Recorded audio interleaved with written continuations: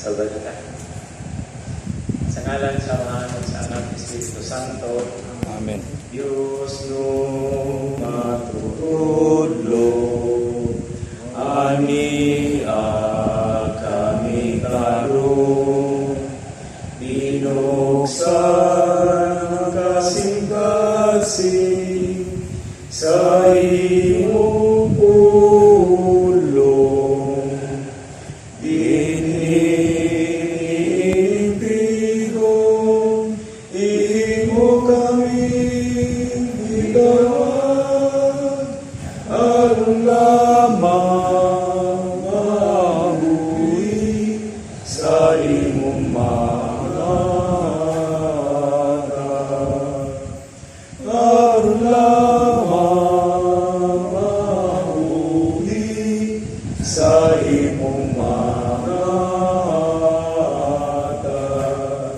Himaya samahan ug sana ako sa Espiritu Santo. Maingon sa sinugdan karon sa hapon sa mga kaibigan nga walay O katapusan. Maria, pinanangkon nga walay muli sa sala. Yampo mo kaming midangog. Maria, lingkuranan sa kinaadman. Yampo mo kami. Senyor San Jose. Yampo mo kami. Sa ngalan sa mga sa anak ng Espiritu Santo. Amen. May gabi. May gabi, Vance. Okay. Karon magsugod ang tawag kong Bible Week. Pero ni atong Enero 1, nagsugod na ang Bible Month. No, so kung ay nindot na itong tanaw, niya dahil karong umaabot na Domingo is Bible Sunday. Okay, so isip na sa pagpahiluna, naasulod sa simana sa Biblia, kunya di na ito kalimtan dihay na Federation of Catholic Bishops of Asia, of the Asian Catholic Bishops of basta FABC. Ang tema karong tuiga kuan on the Word of God, no? Pero sa ato sa Cebu, ilabi na sa Pilipinas, lahi ang ato ang kuan atong tema kay nanganda man ta sa ika 500 years nga anniversary sa pag-abot sa Christianity sa ato ang kampudan, no, sa Pilipinas. O diha ilabi na so diri sa Cebu gyud nagsukat. Now sa atong pagpahiluna sa karong Domingo nga umaabot, which is also Bible Sunday, balik kita sa ordinaryo nga panahon, o hulog sa ordinaryong panahon. Kay lagi ang ikaduha nga Domingo sa sulod sa tuig, karong tuiga, kay ikatulo man na siyang Domingo sa Enero, nga mao man ang pista, no, ni Senyor San Jose.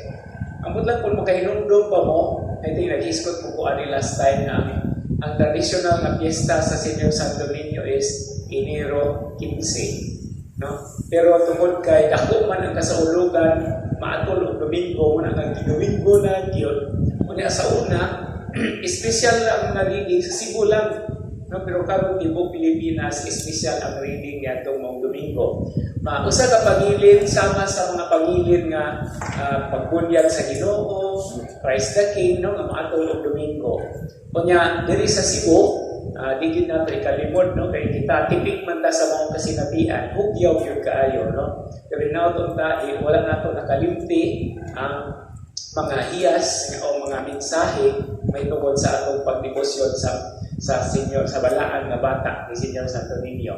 So karong Domingo ang umaabot, Enero 26, 2020, ana kita sa ikatulong Domingo sa ordinaryong panahon sa dili pa ang Kwaresma, no? So pipila ka Domingo, mag-ihap ta, duol-duol na po ang Kwaresma kay murag February 26 man siguro, no, Miyerkules ang Ash Wednesday, no? So murag sana kabuan, no? No, sa kabuan, sugod na po tagbang nga season.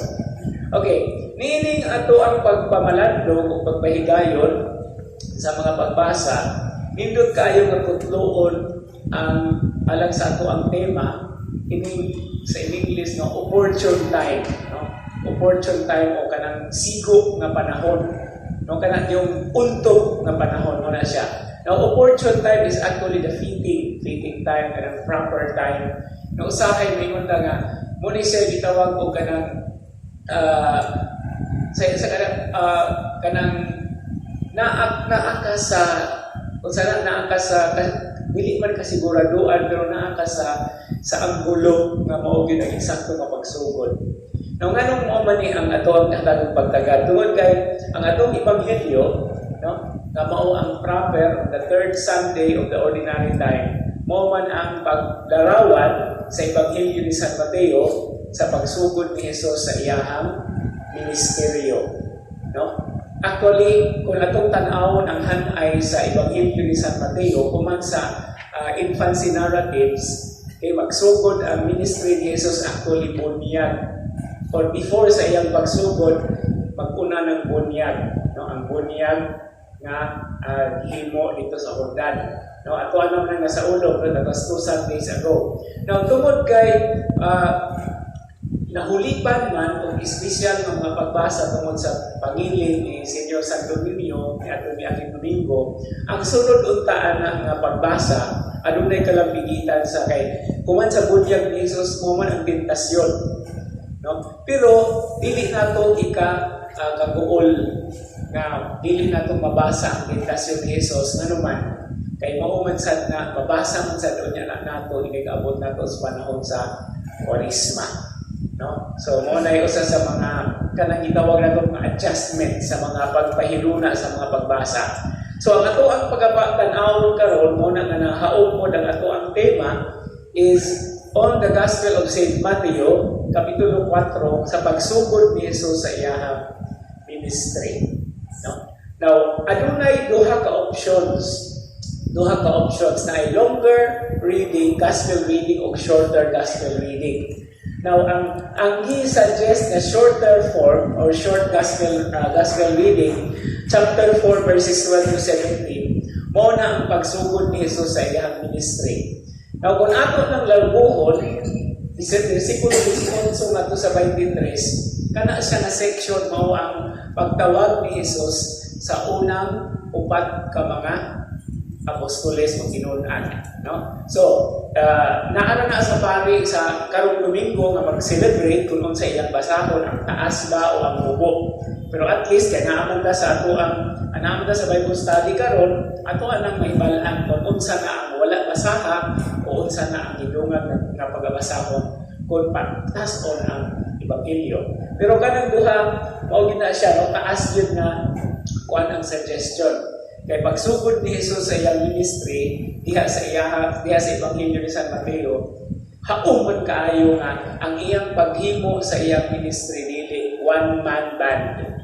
No, wala siya naginusara, kundi iya kini nga paambin, no, na siya gitawag nga mga gipaambin nga giumol, no? Nya dili lamang kana silang upat, kundi daghan pa gyud kayo nga magsunod niya. So mo nay direksyon sa atong mga pagbasa, sa atong pagpamalandong sa ebanghelyo ni San Mateo karon nga tuig, no? Cycle 8. Now, opportune time, nindot kayo na siyang pamalandungan. So mo ang ato ang reflection o mga balikay-sikay sa dili pa ta moadto sa mga scriptural readings. Now, napoy mga pipila ka punto nga ihanay diri sama sa naandan aron atong makita unsay kahulugan aron usab kita magamit din nato kung mamalandong ta, no, mahitungod sa significance of the gospel of the Sunday, of that particular Sunday. Now, naatay kalagmitan o kanang popular kaayo nato nga expression. Amot lang kung gamit ko sa mo ana, no? Moingon ta in God's time. Di ba?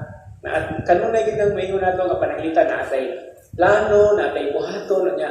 Dapat gidayon ta isuman in God's time. Sa may pasabot ana moingon ta in God's time.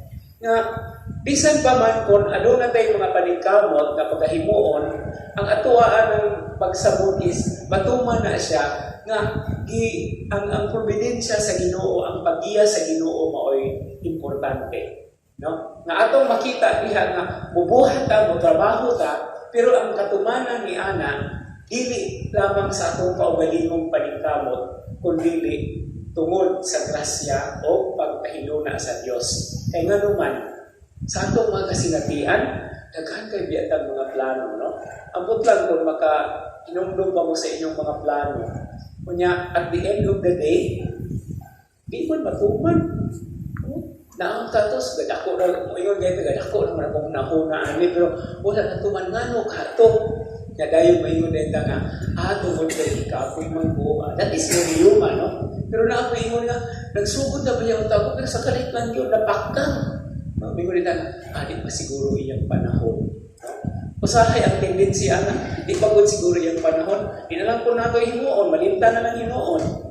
Diba, mamari atong kanunay nga i-apply sa kanang New Year's resolution, diba? Imo tagdaghang New Year's resolution nga before at in the middle of the year kung mo review ta o kana mo reviewon sa nato ang ato ang New Year's resolution, no? Pero pagkabantay ta, happy na lang mo man ang tuig. O man di hapon ni nako nahimo, no? O kung nasugdan man gani, maura gyud pag-isdo, no? Maura gyud pag-arangkada pero wala nakalahos, no? Muna nga sa atong pagtan-aw ni maong inulungan, maong expression, nindot kayo nga pagdawan tungod kay nganuman, dili lamang sa atong kaugalingong pagbuot o sa atong kaugalingong kakayahan mahimo. Now, ang Ginoo, ang Dios sa iyang sa iyang pagka-provider, no, kay providence man, iya usab nga gipadayag ug ipahibalo nato nga kaya gyud nato ang tanan. Pero to the point nga naadyoy tay ingon nga kanang naay panahon ba mingon ta nga kaya magdinako tanan pero kung wala ang Ginoo niini baliwala ra, no? Muna nga mga tao nga dili kabalo nga mo-recognize sa presensya sa Dios bisan sa mga buhat o mga butang atong himuon nga makaingon ta nga may isa nga kaya ra gyud nako, self-sufficient ra di ay ni, kaya ra di ay tanan. Muna nga usahay malimot kas Ginoo, no? Pero naadyoy sitwasyon, naadyoy gitawag og kondisyon na bisan sa iyo pagkaayo ng butang pero kung dili pagbuot sa Dios, di gyud mahitabo. Muna nga it all boils down to again the basic prayer, no? Matuman ang imong pagbuot hindi sa yuta ayon sa langit. Now sa atong pagtan-aw sa ministry ni Jesus, nindot kayo na, no? Opportune time, no? Kay adunay nindot kayo nga plano. Dili lamang sa Ebanghelyo ni San Mateo, apan sa Ebanghelyo sa San Lucas o ni San Marcos, ang pagpahiluna sa Ebanghelyo. No, mo ni kanunay ako isulti sa akong estudyante nga dili kompleto ang Ebanghelyo mahitungod na kang Jesus, no, o sa iyang buhat o mga pagtulunan. Dili kompleto ang usa ka Ebanghelyo kung wala si Juan nga magbubunyag. No? So dili gyud ang kompleto kung wala si Juan nga magbubunyag. Muna nga si Juan nga magbubunyag tipik sa maong larawan, no? Muna siya gitawag og kung maghisgot ta og kanang unsay tawag kanang jigsaw puzzle, no? Dili makumpleto ang larawan sa usa ka Ebanghelyo kung wala si Juan nga magbubunyag. Apan between John and Jesus, of course, ang opportune time is always the moment. Ato na makita sa ato ang Ebanghelyo atong basahon. Now, ang kahulugan niining in God's time is appropriate. Haog yun, eksakto yun, no? Nga sikop yun kaayo, no? Nga o makaingon ganit na sa uban nga pinulungan nga right, hinug na, no? Eksakto na yun ang panahon. Kunya fitting, haog, no? Siko o haog, angay o matarong. O kanunay na itong madugog sa misa, di ba? Angay o matarong kayo, na magpasalamat kami kanino Ginoo, no? Sa tanunay o sa tanang dapit. So, in God's time, there is no hour, there is no minute, there is no second. There are no days, there are no months, there are no weeks, there are no years. It can practically happen anytime. Basta sa pagbuot sa Ginoo. Now, sa atong pagbasa, sa atong pagpahiluna sa ministry sa Ginoo, ilabi na diha sa Bagong Testamento, nindot kayo natong gamiton nga sukaranan kining Hebrews chapter 1 verse 2. No? Mo gyud ni kanunay kada tuig it's we atong seminaryo. Mo gyud kanunay akong opening statement. Actually Hebrews 1:1 to 2. Now unsa man Hebrews 1 verse 2? No mo nang giingon diha nga, and in the fullness of time, no, He spoke to us through His only Son. No? Nga, kung ato ang basahon ang unang bersikulo ani, Hebrews 1:1, ingon ang maong letra, maong sulat, sa gagiay panahon daghan og nagkalain-lain, sa daghan og nagkalain-lain paagi, nakikhinabi ang Dios kanato. Pinaagi sa mga patriarka, pinaagi sa mga propeta, apan sa insaktong panahon, in the opportune time, in the last days, mo na expression nito, nakikinabi siya, pinaagi sa iyong buktong anak. No? And this is very much fitted or fitting. Haong kaayo ni sa atong pagtanaw sa atong ebanghelyo nga isugod si Jesus sa iyahang ministry. That's why karong umaabot nga Domingo nindot sa atong pamalandungan ang may tungod sa beginnings. Okay? Dili na siya singular ha, plural na siya. No? Nga naman na ako'y lahi nga connection ini. Kanang beginnings, kana bang second chance or second chances? Dili ba wala may third chance, no? Naa ba? Naay fourth, naay fifth, wala oy. Puro second chance. No, usahay makalingaw kay usahay ka nang matintal ko mo. Ikapila naman na nimong second chance, bro. No? So daghan kayo. There is always a second chance, but every time is always a beginning. No? In fact, the Bible is very popularly identified with beginnings. When you open the first page of the Bible in the book of Genesis, kung sa may sinugdanan ng mga pulong dito, in the beginning, no? The Gospel of John, in the beginning. No? The Gospel of Mark, this is the beginning of the Gospel. So, naadjud kanunay sinugdanan. And this is a very opportune time, no? That every beginning is an opportune time. Bisan ikapila pa ng second chances. No? Muna nga, nindot kayo ni siya nga pamalandungan tungod kay ang Dios dili lang mohatag og lugway, kundi mohatag siya og mga kanang chances, no? Mga kahigayunan. Dili lang extensions, kundi kahigayunan. No? Lahi ra man ang extension, no? Kaysa kahigayunan is really you have to start anew, no? Or new beginning. Apan kung atuan na siyang ibutang sa timbangan tanan, kining gitawag of course except in God's time. Kining gipahayag sa ikaduhang sulat ni San Pablo ngadto kang Timoteo, kapitulo 4 bersikulo 2. Nindot kaayo ni siyang tan-awon. Nganuman, kung maghisgot ta og bottom line sa tanan nga atong gihisgotan mahitungod sa panahon o kapanahonan, unsa may gisulti ni San Pablo ngadto kang Timoteo, no? 2 Timothy 4:2. Sa may giingon niya. Okay? Tingnan siya. Iya kini actually kung atong basahon ang gikan sa bersikulo 1, mao ni siya ang iyahang tahas ngadto kang Timoteo, no? I charge you in the presence of God and of Christ Jesus, who will judge the living and the dead, and by His appearing and His kingly power. Verse 2. Proclaim the word. Isangyaw ang pulong. Be persistent, whether it is convenient or inconvenient. Some translations will say, because ang Latin magkunani, opportune, inopportune. No? Convenient or inconvenient. And then convince, reprimand, encourage through all patience and teaching. And then verse 3, for the time will come when people will not tolerate sound doctrine, but following their own desires and insatiable curiosity, will accumulate teachers and will stop listening to the truth and will be diverted to myths.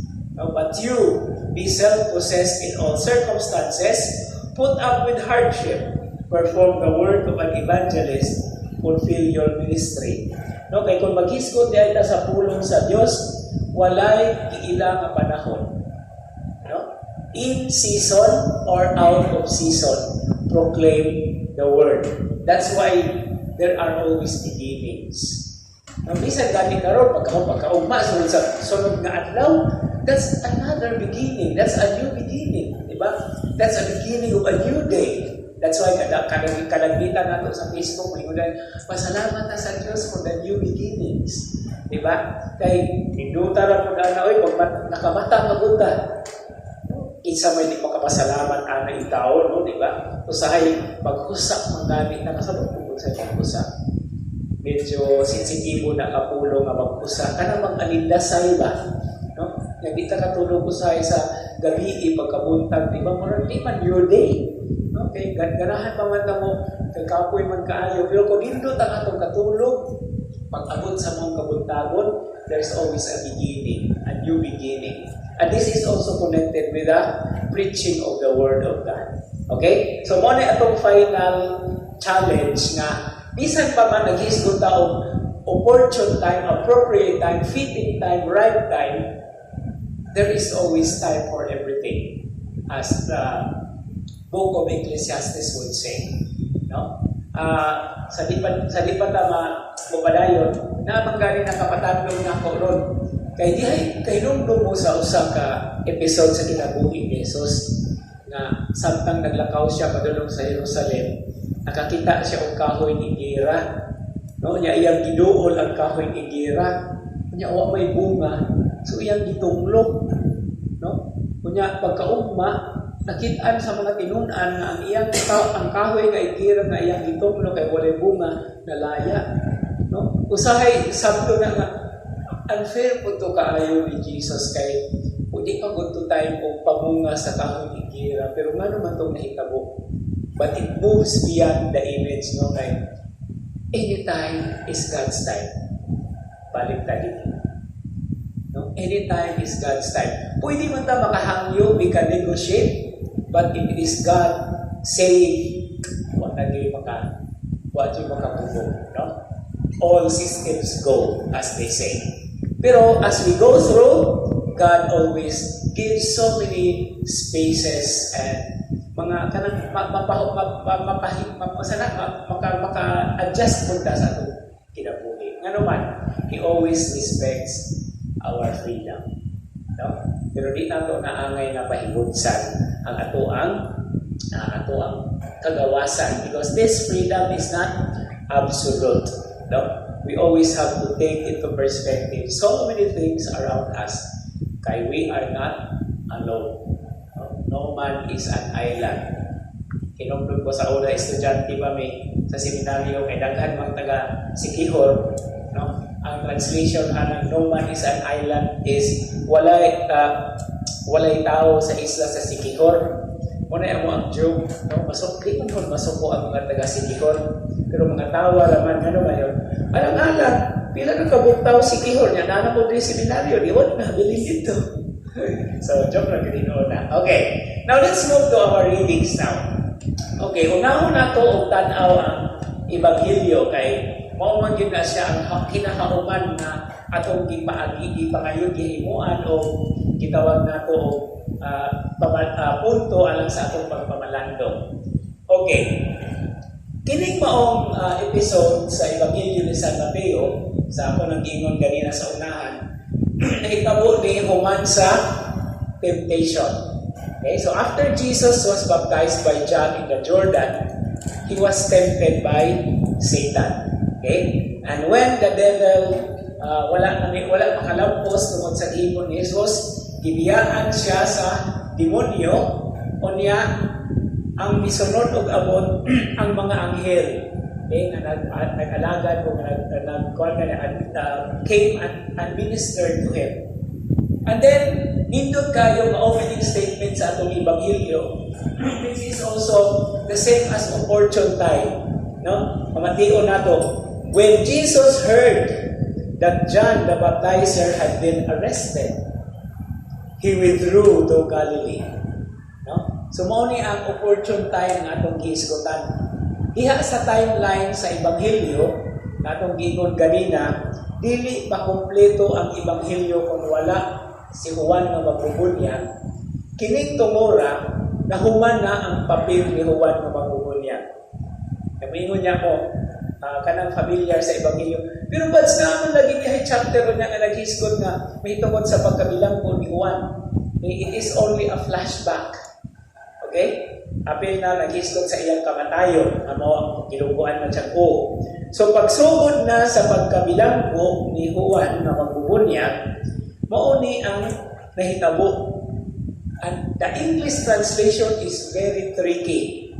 Nanuman, when Jesus heard that John the Baptizer had been arrested, he withdrew to Galilee. Now, simple understanding. Kung saan may inyong masangtan sa withdraw, dili lang sa bangko. Withdraw me, palayo. Diba? Usually, ang withdraw is negative. No? Diba na ako, uy, withdraw, yung atras. No? Pero dili ni siya negatibo nga withdraw. Ulan. Dili ni siya negatibo nga withdraw. Kaya nga naman, he withdrew to Galilee. Where was Jesus at this time? He just came from the wilderness. No? So, imbis na manago siya, nagpadayag, nagpakita siya. No? But the expression is withdrew. No? Tricky kaayo ang terminolohiya na gigamit din sa Ebanghelyo ni San Marcos. Now, he left Nazareth, okay, kaya taga-Nazareth man si Jesus, and then he went to live in Capernaum. No? So, mauni ang hindog kaayo nga pahiluna sa opportune time. Gikan siya sa Nazareth, ka bukid gabahin sa Galilea, nga nanaog siya dito doon sa dagat. No? Kaya ang Capernaum, kung atong tanawon, geographically is this. Galilee is a region. Okay? Ang Galilee is a region na siya dagat, pero actually hindi na siya dagat, kundi lake, kanang Lake of Galilee or Lake of Tiberias or Sea of Tiberias. Now, kung ikan niya sa Lanao, musaga ka dito, bukid ayon. No? Muna nga ang Nazareth, ang Cana, kung na sila sa bukid. Kung nindot kayo, kung ikan ka sa Nazareth, kung manaog ka sa padulong sa Tiberias, kay doon kayo ang atong makita kay ikan sa bukid, maglugsong man. No?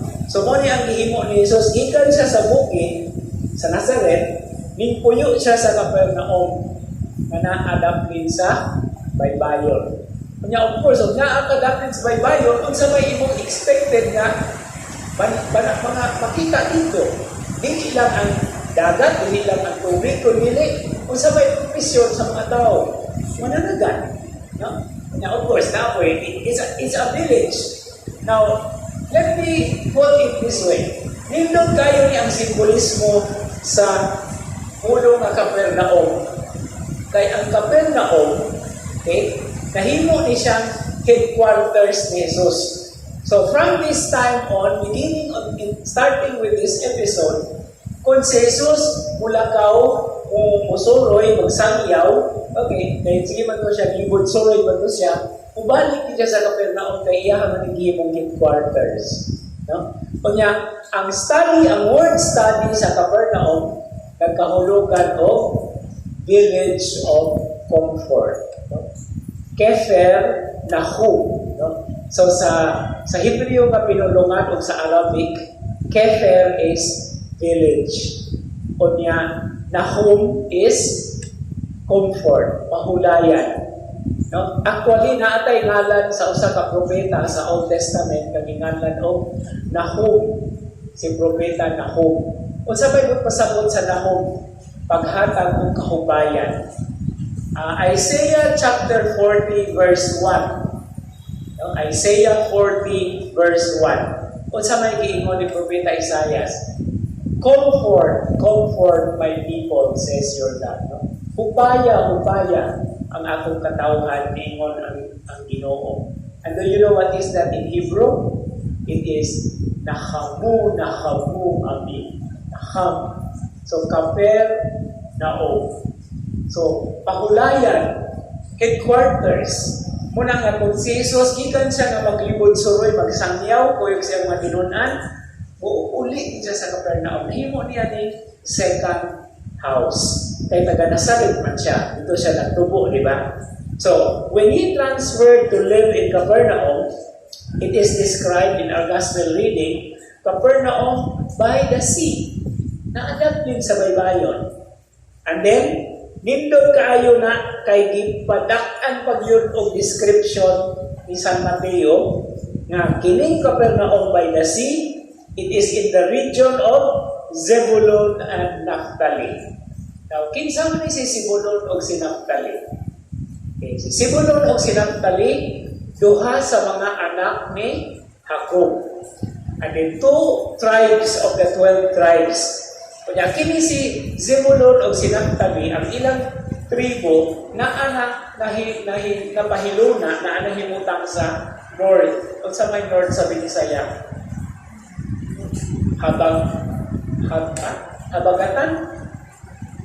Habagatan ba? Amihan. Habagatan is south. North is Amihan. No? So, kini si Zebulun o si Naphtali, kansang teritoryo o tribo na himutang diha. Duha ni siya sa napuno ka mga tribo nga mibulag sa Judea o sa Benjamin sa panahon pagkamatay ni Hari ni Solomon. So mo ni sila gitawag og divided kingdom. Nya kining South Northern Kingdom kay mo man ang ginharian sa Amihanan, mo ni unang nabunog. They were under the Assyrians. Okay? So, kining duha ka mga lugar ng gihisgutan, naa dili makit-an ang Nazareth, ang Cana, na kini pong Tiberias. And it is called, the Capernaum by the sea is part of the two tribes. O niya, ningon nini ang verse 14 sa atong Ebanghelyo, that what had been said through Isaiah the prophet might be fulfilled. Okay, kanina nag-hisgot taong Propeta Isaias, no? May tungkol sa Nahum. Karon ang isulti diri is, land of Zebulun and land of Naphtali, the way to the sea, beyond the Jordan. Now, nga naman yung sa may pasagot aning beyond the Jordan. Kini man kong Jordan, it runs through, no? It runs through the area. Now, this is the country Jordan, no? Which is actually now also Jordan. Pero, kini mao ang Israel. Okay? Now, ang Israel, this is the south, this is the north. Now, mayroon ganitang beyond the Jordan, it means naaka sa it's either corner of the Jordan. So kung diri ka dapit sa Jordan na area, mao ni ang Jordan River, ang ito mo'y trans-Orian. Yung gikan ka diri, mo sa nakiha. No? Mao ni ang putlanan.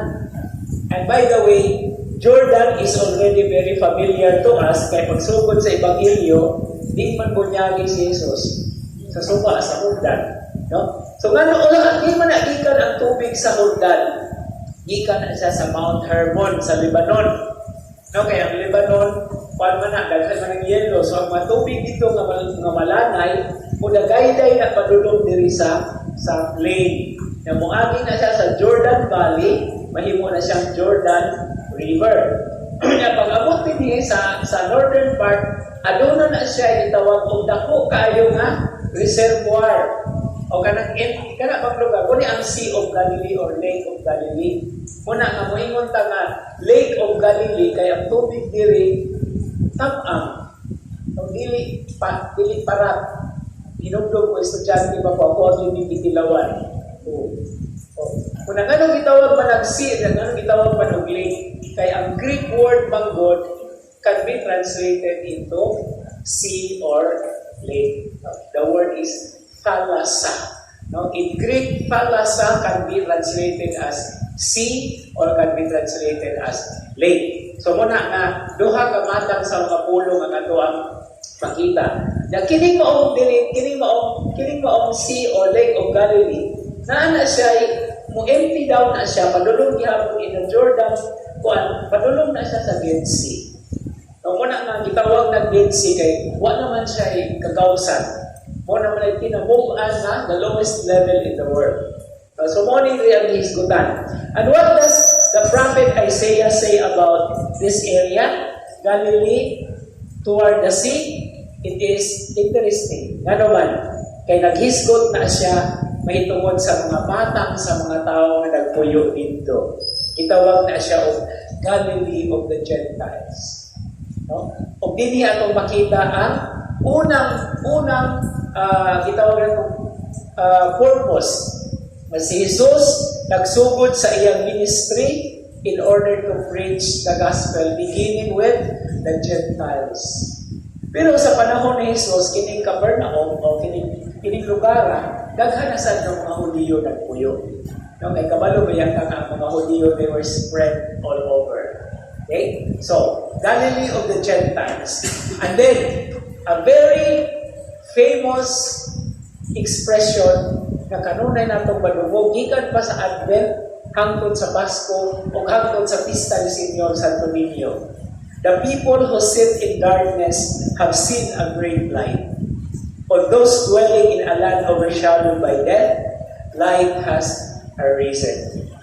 Okay, now, kung sa may punto din ako, economical tarong gabi una. Nga naman, di na tamo istorya sa Isaiah 8:23 to 9:3. Nga naman, kanang Isaiah 8:23-9:3 na sa Ebanghelyo. No?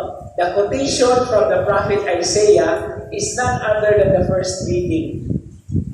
No? So, para atong makita, atong tan-awon. What is Isaiah 8:23? Iingon si Prophet Isaiah. Okay? Word for word na. There is no gloom where there had been distress. Okay? Sorry. 8. Oh, yeah. Where once he degraded the land of Zebulun and the land of Naphtali. Now he has glorified the way of the sea, the land across the Jordan, Galilee of the Gentiles, Galilee of the nations. So in other words, ang Ebanghelyo, pamilyar kaayo nato pagbasa kay first reading pa lang, parihas na yun og pinulong pulong. And then the people who walk in darkness have seen a great light. That is Isaiah 9 verse 1. Upon those who live in a land of gloom, a light has shone. You have brought them abundant joy and great rejoicing. They rejoice before you as people rejoice at harvest. Di ba mo ni first reading kahapon sa Pista ni Senyor? No? The people who sat in darkness have seen a great light. And then, they rejoice before you as people rejoice at harvest, as they exult with dividing the spoils.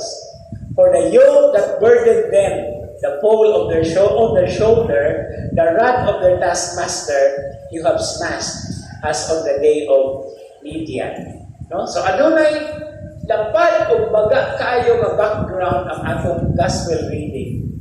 Apan gihisgutan diha nga si Jesus nagsugod sa iyahang ministry to proclaim the good news of salvation, actually beginning with the Gentile area, the Gentile section. Nga naman, from the Old Testament, mo na ang experience.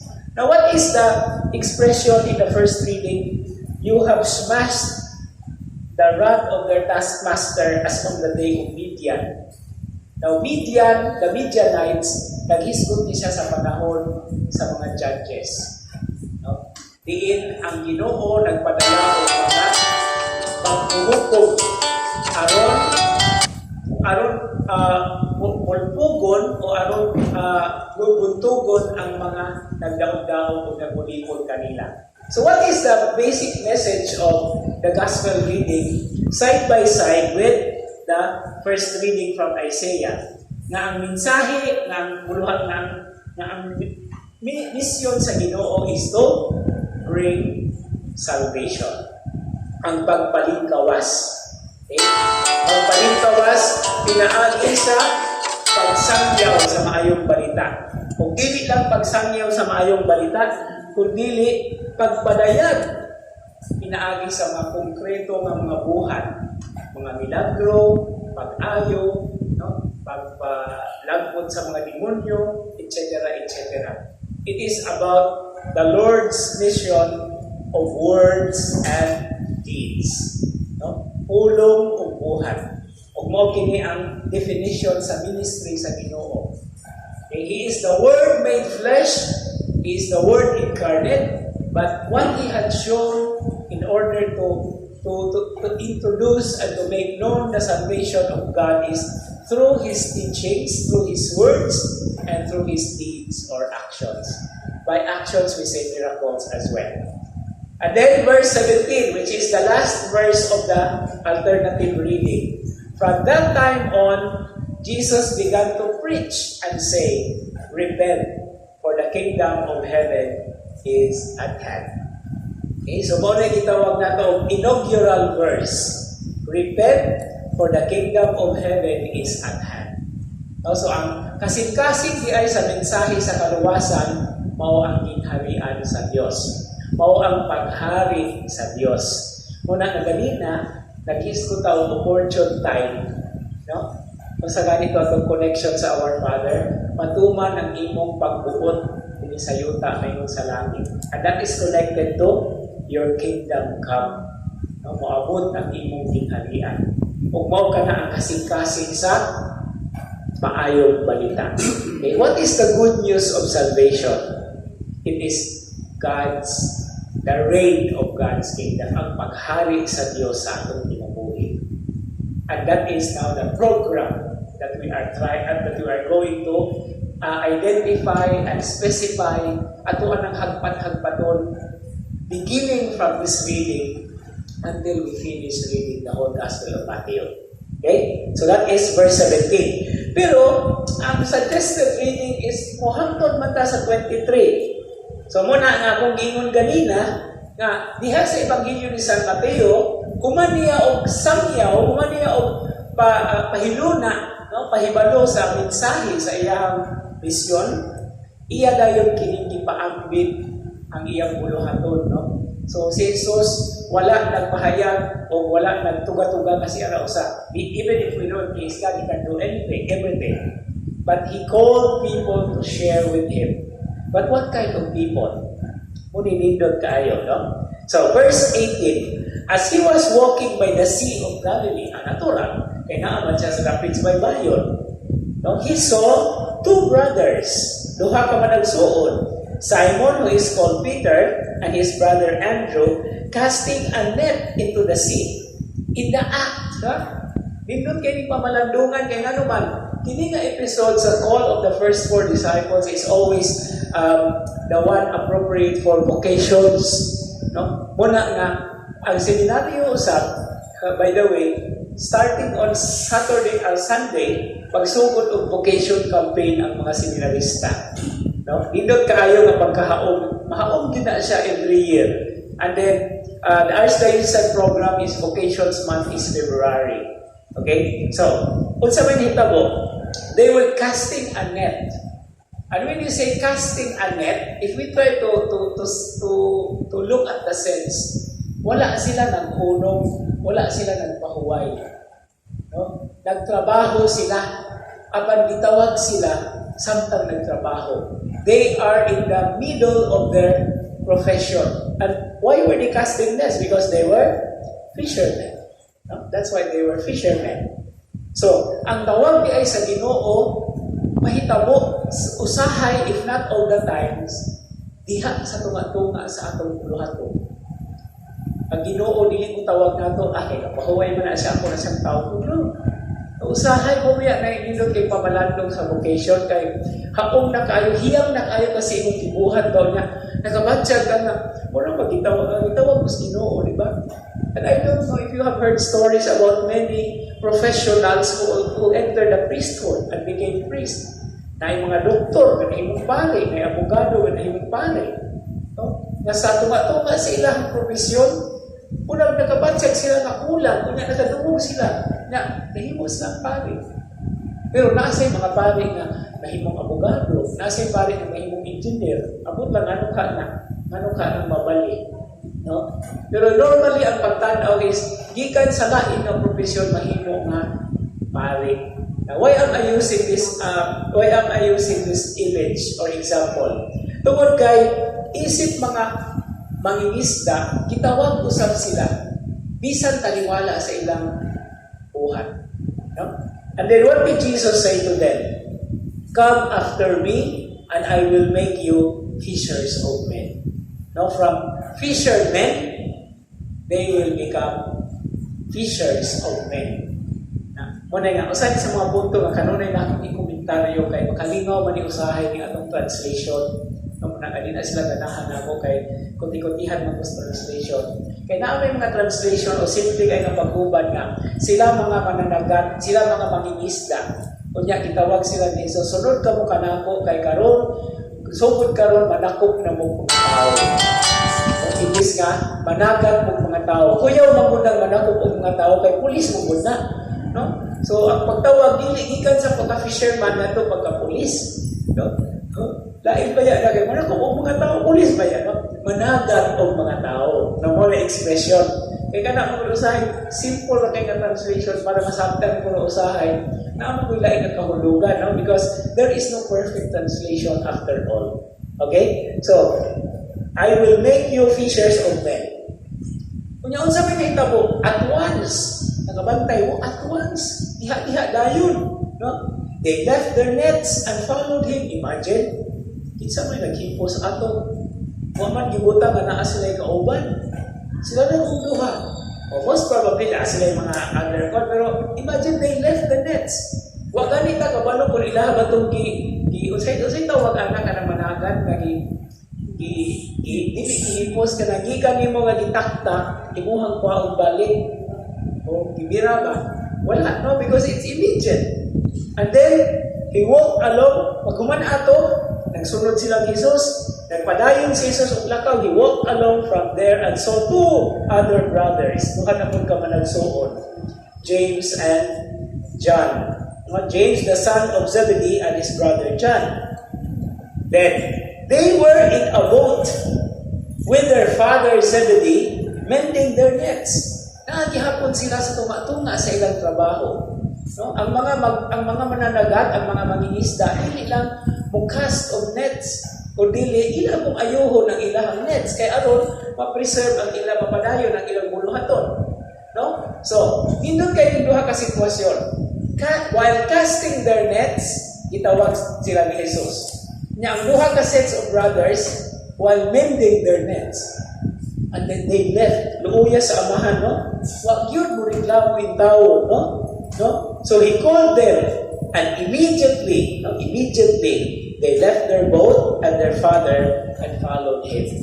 No? Wag man ta kaayo insakto ng mga detalye yun, pero kung atong tanaw na, ito sila yung mga kauban yun, no? Pero, noy kayo, yaan na rin mo imong amahan. Di ba, normally, mag-istorya ka rin mga vocation, kada mong sunod pagkapalit, sunod pagkapalit, di ba, yaan, nagigikanan, natural. Pero karon, of course, pwede na makamauli, no? Pero ang mga religious orders, sabi na ang pagpunghi, yaan yun ang pamilya. No? Now, there is another interesting data to this is, kinikulo si John o si James na anak ni Zebedee, na sila relation ni Jesus. Mura rin sila distant relatives. No, pero of course, that's already a very, very far away story about it. Pero Jesus was calling individuals or persons to become part of His ministry. And that is a very beautiful point for the opportune time. No? The opportune time is we are called to be with Him, to work with Him, bisan pag naa sa tunga-tunga sa atong trabaho, wag yun tayo pagkasulting lain.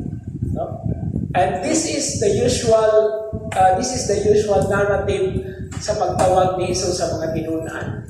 No? They immediately leave what they were doing. No?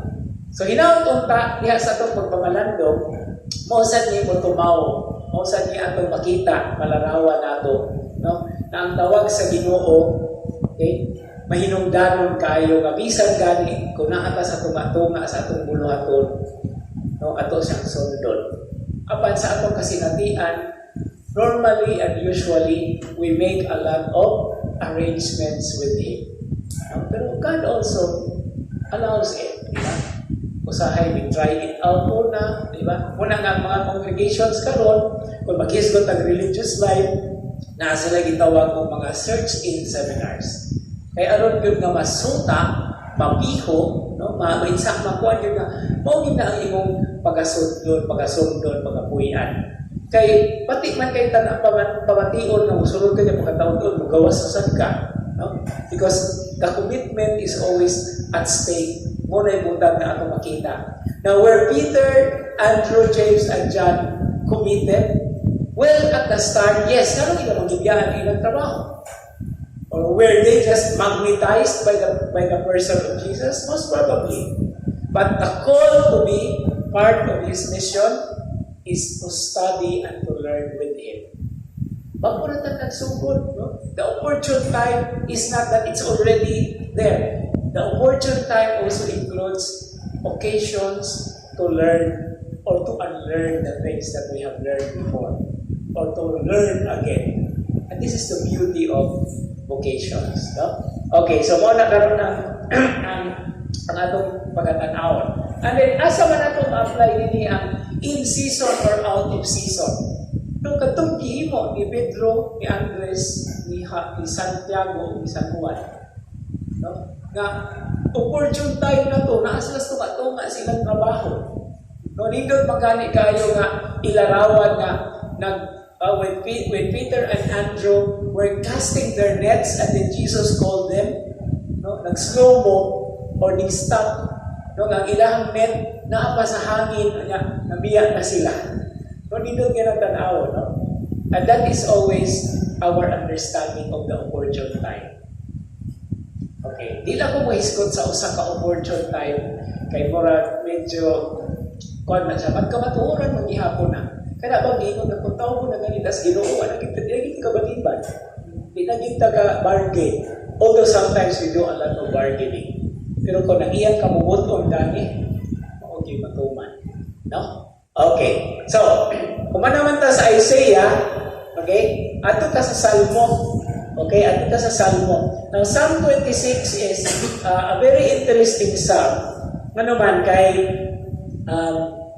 mauni ang salmo nga naghisgot may tungod sa kuan kanang this is the psalm, a psalm of David si 27 man 26 man ako abutang niya, so it's 27, okay, sayo po kuan, so what it's like I order niya 27 or 26 tanawa ko sa 26 ha.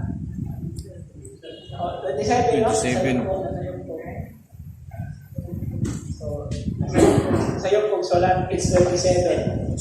Okay. Balagsan tayo ang salmo kay verses 1, 4, 13 to 14. Now, kini naghisgot ni sa kuan, kanang sinulat ni David, okay? Sa may mga pulong diha sa atong salmo. The Lord is my light and my salvation, whom should I fear? Okay, the Lord is my life's refuge, of whom should I be afraid? Now, pwede na ito nga i-apply sa sitwasyon, sa konteksto ni, sa mga unang tinunan nga gitawag. No? Nga naman mabibiya sila sa ilahang, nga naa sila tunga-tunga sa ilang trabaho. Kaya naa sila'y nabatsyagan, no, ang kamatuuran. Unya dayon, verse 4. Okay? One thing I ask of the Lord, this I seek, to dwell in the Lord's house all the days of my life, to gaze on the Lord's beauty, to visit His temple. Now, kini di ang tawag na atong gihisgotan, gawa sa pagsunod kang Jesus, muli ang pagsunod sa himaya sa Dios diha sa iyang balaang templo. No? Now, mangutanan na, nganong si Jesus may ilang isunod?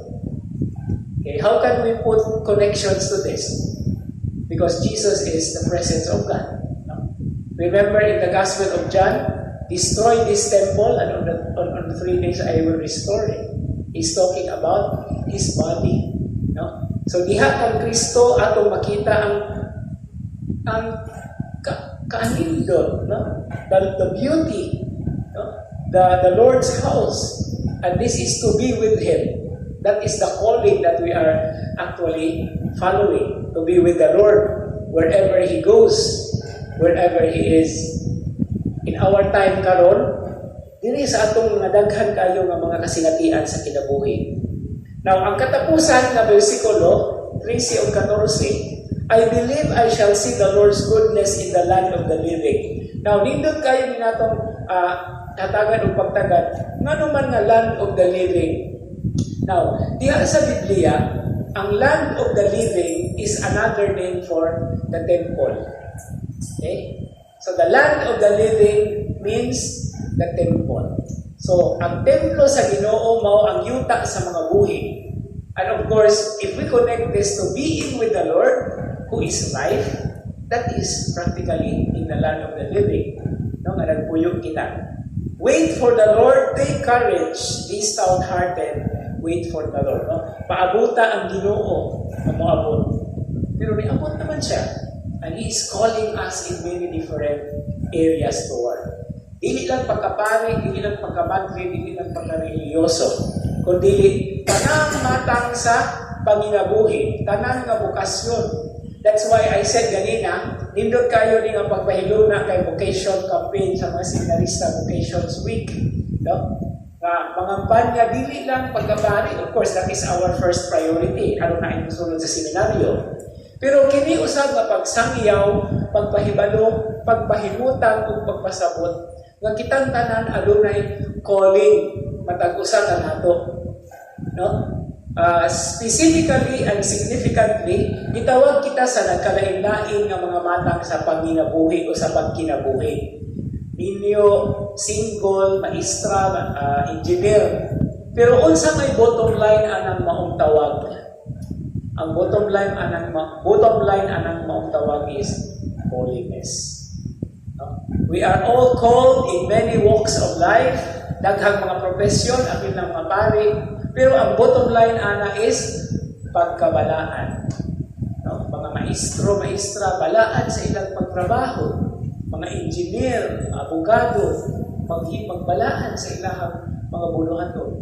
Dili lang ang pari o padre gitawag sa pagkabalaan. No? We are all called regardless of our state of life. And that is our common vocation. No? And that is considered also part of God's opportune time. Naagi panahon sa Ginoo gitawag ta aron matuman kanang maong tawag, aron ato kanang matubag. Unya sa atong pagtubag, daghan tang mga buluhaton, daghan tang mga tahas. Ug usa ni ana sa mga tahas nga atong tan-awon ug atong dawaton kining mensahe sa 1 Corinthians chapter 1 verses 10 to 13 and 17.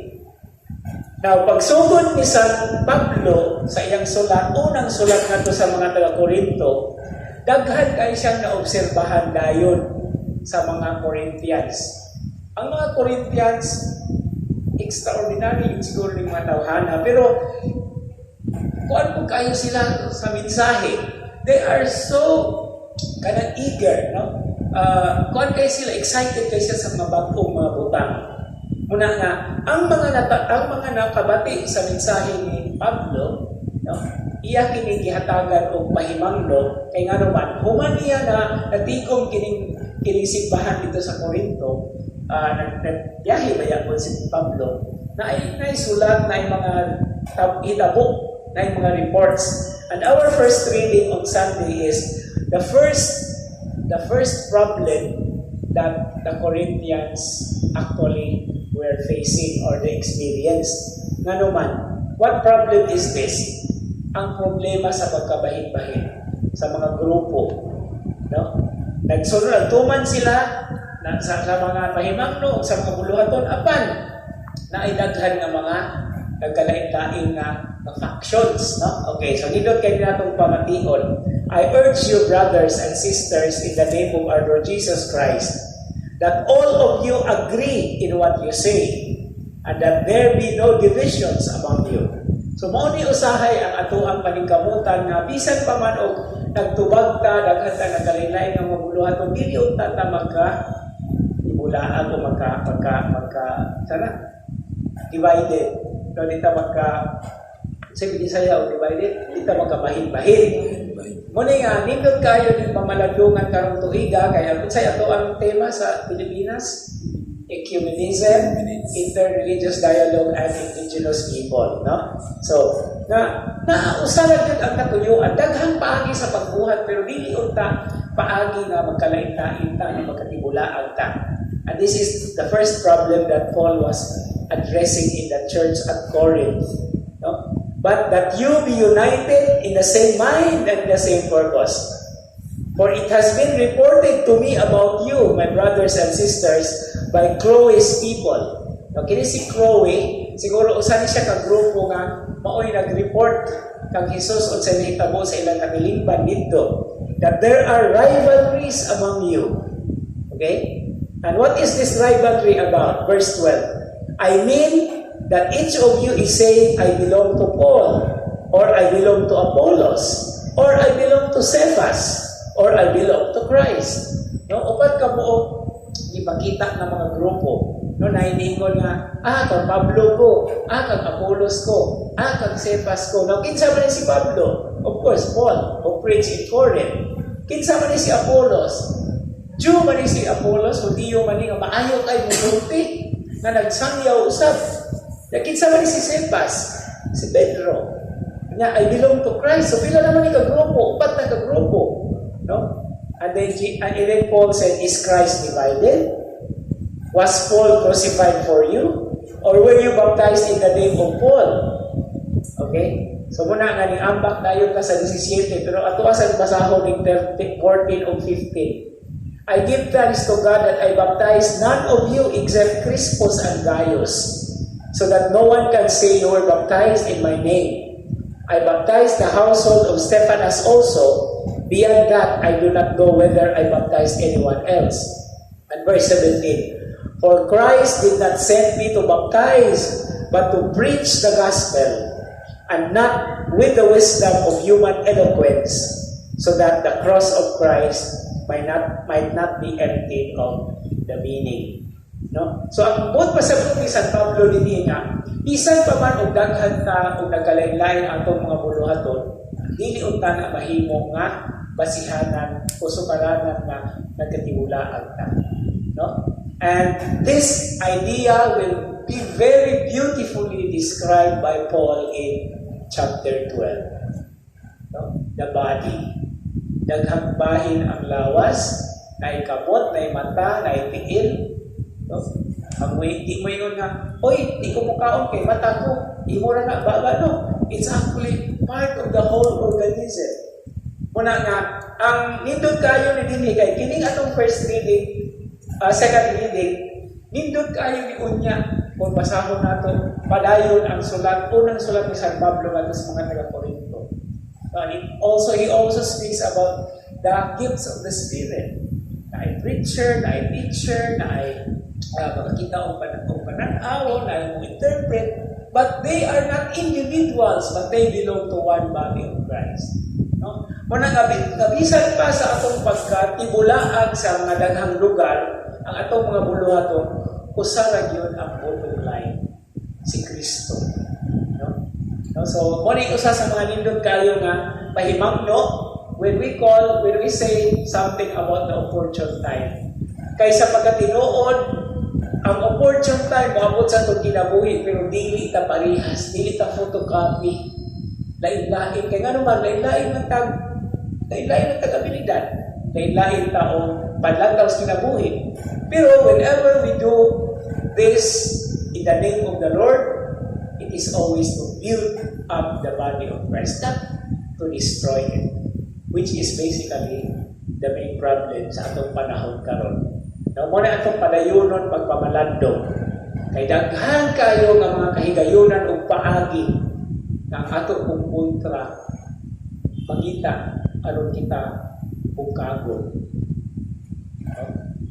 O dili lang usa, kundi daghan. So this is the very beautiful challenge when we come to the third Sunday in the ordinary time of the year. The opportune time is for us to make us realize, to always remind us nga aduna tay tawag kung aduna tay mga tagsatag sa kabuluhaton. Sa atong kaugalingon nga kakayahan sa panahon nga gitagana sa Dios kanato, apan kining tanan usa lamang ang putlanan. Mao ang kahiusahan, the unity of the body of Christ, which we call the church. But at the same time, this church is in the world, nasa kalibutan, muna nga, appeal, tipid kining tanan. And just as the gospel reading says, Galilee of the Gentiles, ang atong buluhaton, dili lang sa ako ang sulod lamang, kundi we have to extend as well, outside. No? Sa teolohiya na ay gitawag og mission. Mission ad intra, within. Kanya, mission ad extra, without. No? So, mo ni ang mga terminolohiya nga atong tanawon. Mission ad intra, sa sulod. Kanya, mission ad extra. No? Nga naatamoy katugdanan aron pagsangyaw kadto sa uban. And that is the whole thing about it. No? And bisan unsang panahona, unsang higayuna, o sa unsang paagi, o sa unsang batang sa pagtubag, it is always the opportune time. And finally, I would go back to what Paul says to Timothy. In season or out of season, we have to preach the word. Convenient or inconvenient. And that is the greater challenge then. Amen? Amen. Okay, so, comment tayo sa iyo doon. Daghang salamat sa inyong pagtampo. May gabi ka namin tanan. May gabi sa mga. Okay, manindog baliw.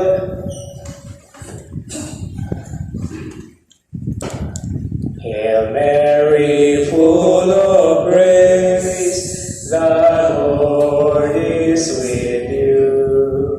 Blessed are you among women, and blessed is the fruit of your womb, Jesus. Holy Mary, Mother of God, pray for us sinners, now and at the hour of our death. Amen. Himaya sa Amahan o sa Anak o sa Espiritu Santo. Mayon sa sinugdan ka sa hapon sa mga kaibigan. Ang Ginoo mga kaninyo. Naso. Manalangin kaninyo, manalipod kaninyo sa kanunay ang makagagahong na Diyos, ang Amahan o Anak, Espiritu Santo. Amen. Maayong gabi. May gabi God.